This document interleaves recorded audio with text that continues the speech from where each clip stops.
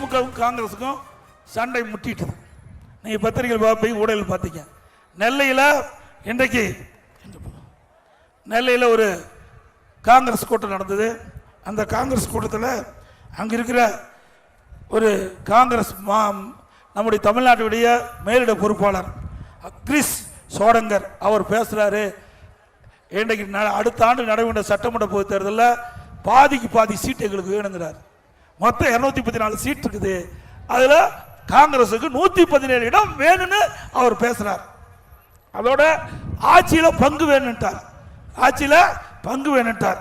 இன்றைய தினம் காங்கிரஸ் கட்சியினுடைய சட்டமன்ற தலைவர் ராஜேஷ்குமார் எம்எல்ஏ அவர் பேசினார்.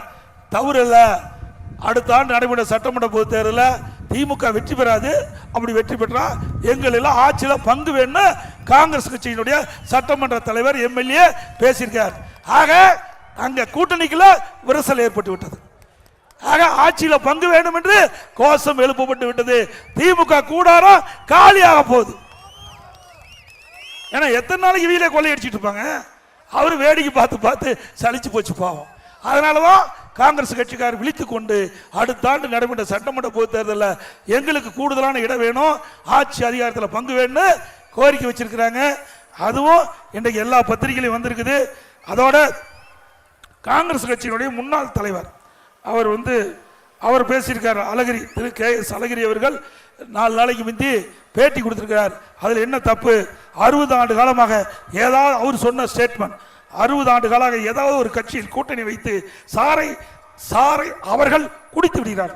சாரை அவர்கள் குடித்து, அதாவது கரும்பு இருக்குல்ல, அந்த சாரை யாரு கூட்டணிக்கு தலைமையாக குடிச்சிடறாங்களாம். சக்கையை நாங்கள் பார்க்கும் சூழ்நிலை அது வருது பார்த்தீங்களா, சக்கை, அதைத்தான் காங்கிரஸ்காரன் பார்த்துட்டு இருக்கிறோம். பரவாயில்ல, இப்போவாவது நாணவாதை வந்தது, இப்போவாவது நாணவாதை வந்து விழித்துக் கொண்டீர்கள்.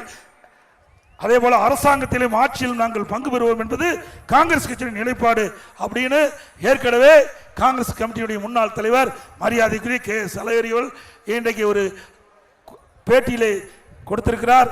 ஆக காங்கிரஸ் திமுக கூட்டணியிலே விரசல் ஆரம்பமாகிவிட்டது என்பது தெளிவாக தெரிகிறது.